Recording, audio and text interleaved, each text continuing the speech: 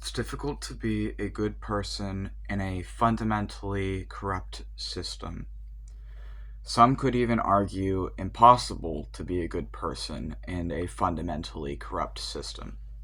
I don't think it's impossible. I think it's just very, very, very difficult.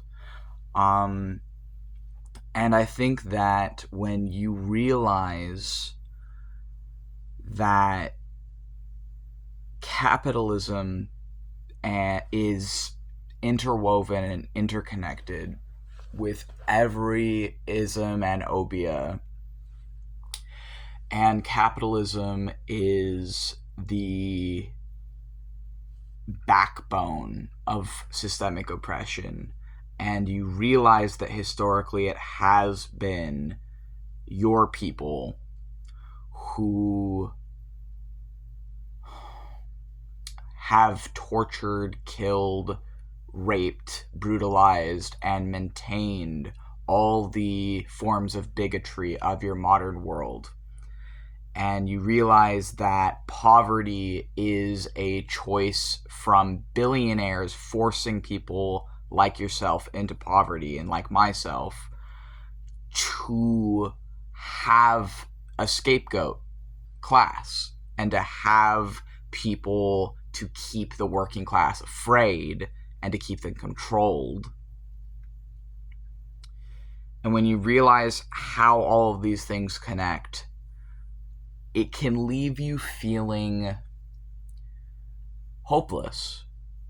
It can leave you feeling small and weak. But eventually you have to wake up and realize that's how they want you to feel. That's how these people maintaining these systems, that's how these billionaires want us to feel.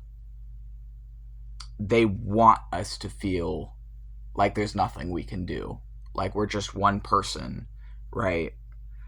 But it isn't true, because for every single person who sees what's going on and still chooses to be kind and still chooses to do their best authentically and truthfully and honestly, who chooses to look at the history of white people in the USA and capitalism in the USA and chooses to look at the history of colonialism and be honest about it, to take accountability for their part in it, to take accountability for their ancestors, to take accountability for this world we've made, for every single person that chooses not to run away and chooses not to let it break them, but to face it, and to keep going despite it, to keep being kind despite it, to keep trying despite it. We are all the change. We are all the change. The system that our ancestors built wasn't always here. This country of blood and torture and bullshit that is an affront on every level did not always exist in this way. This was not always a land where LGBT people, black people, indigenous people, other people were systemically tortured and brutalized. It became that because my colonizer ancestors made it that. Because white people made it that. Because white people chose for it to be that way. And a lot of people would rather live their entire life denying that fact than facing it. A lot of people would rather spend their entire life living a lie than facing that truth, than facing the truth that this world of torture is one white people built. It is. So it doesn't have to be this way because it wasn't always this way. It's been this way since the USA was founded by the founding fathers, but it doesn't have to stay this way.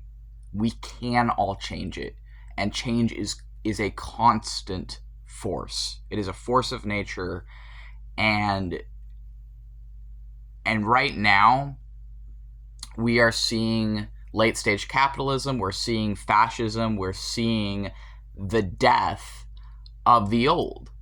We're seeing the decay and the decline and the slow, struggling downfall of a corrupted and inherently broken system. And I would hope that for everyone who has stayed this far, who is facing what's happening honestly, who is historically literate, that we all choose to make a better world. And we all choose to do our part at our level to leave the world a little bit less violent, a little bit less torturous than we found it when we entered into it. You don't have to change the world or whatever else, but I would just ask you to face what's happening honestly and to try, and people might view me as a failure because I live in poverty and my material circumstances are not good right now. I'm unemployed, I'm disabled, I'm struggling to survive.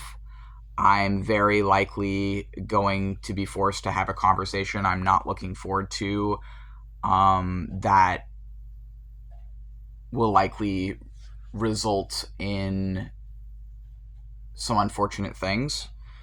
My material circumstance might lead people to think that I'm, some failure or whatever, but capitalism is set up to exclude people.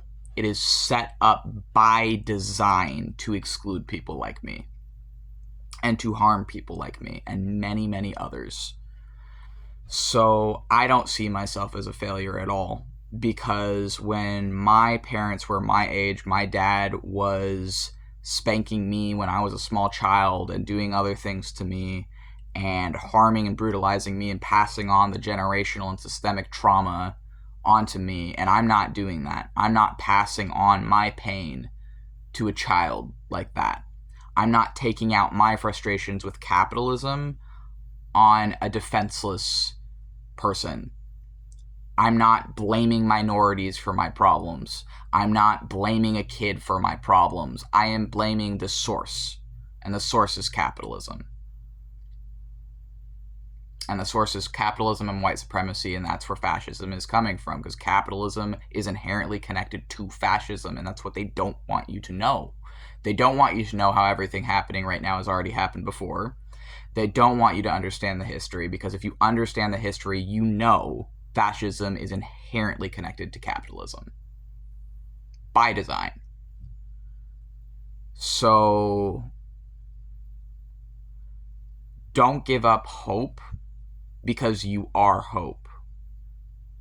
And don't believe that things can't change, because you are the change. All of us are.